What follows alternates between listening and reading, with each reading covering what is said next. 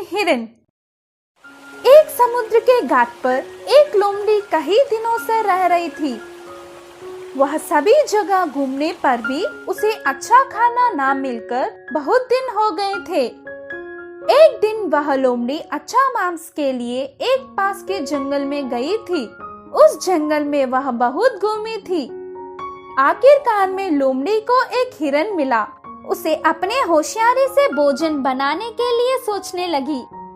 इतने में ही वह हिरन लोमड़ी के पास आकर कहने लगी, दोस्त, मैं आपको कभी भी इस जंगल में नहीं देखी थी और तुम कहाँ रहते हो? ऐसे बेगुनाही से पूछी।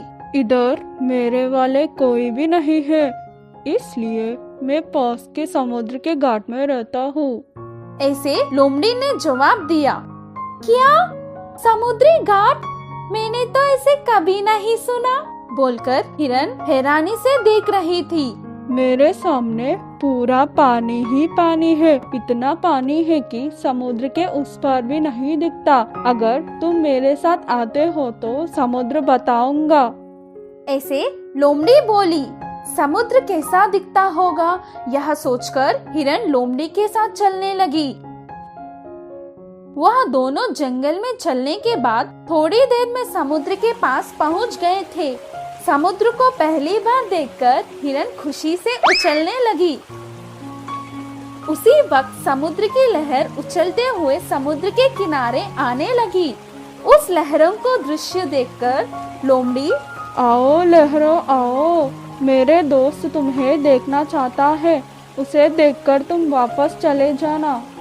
ऐसे लोमड़ी बोली। लहरें आकर चली गई। जैसे लोमड़ी ने कहा वैसे होने पर हिरन आश्चर्यचकित हो गया। लहरों, तुम ऐसे ही आते रहो, मैं और मेरा दोस्त तब तक बात करते रहेंगे। वैसे लोमड़ी हिरन से बात करने लगी। लहरें आने लगी और जाने लगी। लोमड़ी और हिरन बहुत देर तक बात करने लगे। थोड़ी देर बाद हिरन, तुम्हारे अधिकार में रहने वाले समुद्र को देखकर मुझे बहुत खुशी मिली। उसमें एक बार नहाने का मन हो रहा है, मैं जा सकती हूँ क्या? वैसे पूछने लगी हिरन। उसी समय का इंतजार करते हुए लोमड़ी जाने के लिए बोली।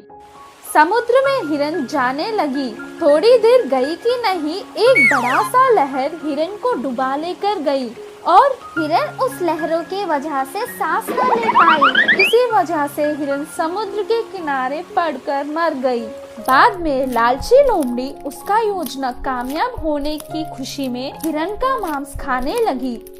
इस कहानी की सीख यह है कि दूसरों के बात में कितना सच है, यह जानकर उसके बाद आगे बढ़